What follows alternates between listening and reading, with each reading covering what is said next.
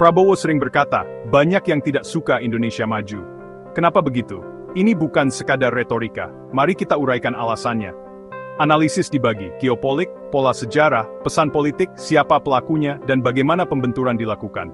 Mulai dari posisi strategisnya di jalur perdagangan dunia. Pertama, posisi geostrategis, Selat Malaka, Samudra Hindia sampai Pasifik. Ini jalur perdagangan utama yang menarik perhatian global. Kedua, kekayaan SDA, nikel sebagai contoh strategis untuk industri baterai. Kalau kita olah sendiri, nilai tambah tetap di dalam negeri. Emas, batubara, migas, sawit, semua punya pasar internasional besar.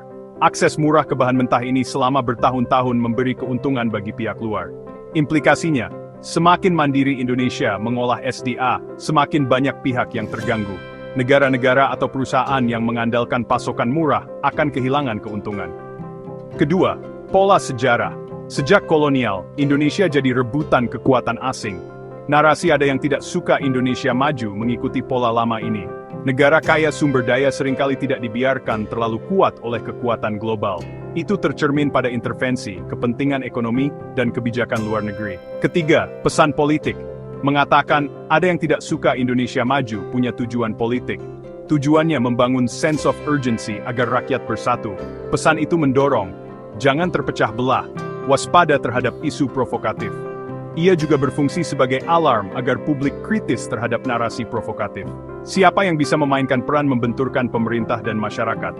Ada beberapa lapis aktor. Pertama, oligarki ekonomi domestik. Kelompok elit yang nyaman dengan status quo, importir, mafia pangan, kontraktor SDA.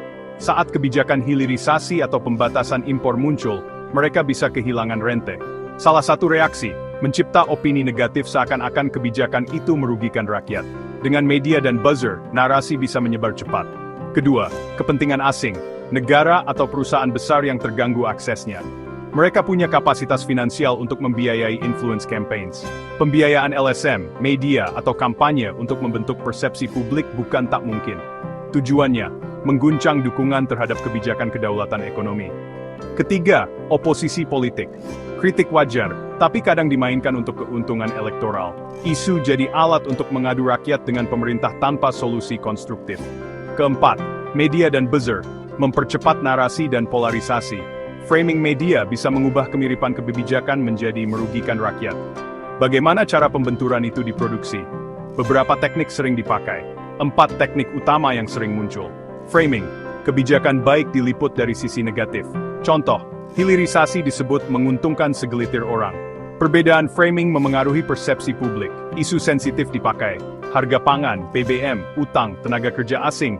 Isu yang langsung menyentuh rakyat. Isu ini mudah memicu kemarahan publik. Provokasi identitas, agama, suku, atau ideologi dipakai untuk memecah. Tujuannya, mengalihkan debat kebijakan menjadi konflik identitas. Penyebaran hoaks di medsos mempercepat polarisasi. Sekali hoaks menyebar, memperbaikinya jauh lebih sulit. Siapa yang kehilangan jika Indonesia makin mandiri? Pihak yang mengandalkan akses bahan murah, asing, dan domestik. Sisi lain, nilai tambah domestik tumbuh, lapangan kerja bertambah. Kesimpulannya, pernyataan ada yang tidak suka Indonesia maju punya dasar geopolitik, sejarah, ekonomi, politik. Aktor-aktor ini bisa bersinergi untuk menciptakan pembenturan. Untuk menanggulanginya, publik perlu literasi media dan sikap kritis terhadap narasi simplistik. Diskusi berbasis fakta dan solusi lebih berguna daripada polarisasi. Kebijakan hilirisasi, pembatasan impor, dan perlindungan SDA adalah langkah kedaulatan ekonomi. Langkah ini memang mengguncang kepentingan lama, maka resistensi mungkin muncul. Risiko, mobilisasi opini, disinformasi, dan konflik identitas.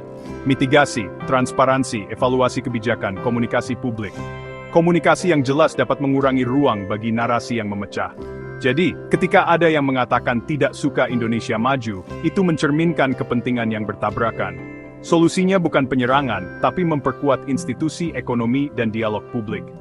Cek sumber, bandingkan perspektif, dan utamakan bukti dalam menilai isu besar ini. Literasi adalah benteng terbaik melawan disinformasi. Terima kasih telah menonton. Untuk sumber dan analisis lebih dalam, lihat deskripsi di bawah. Sampai jumpa di video berikutnya.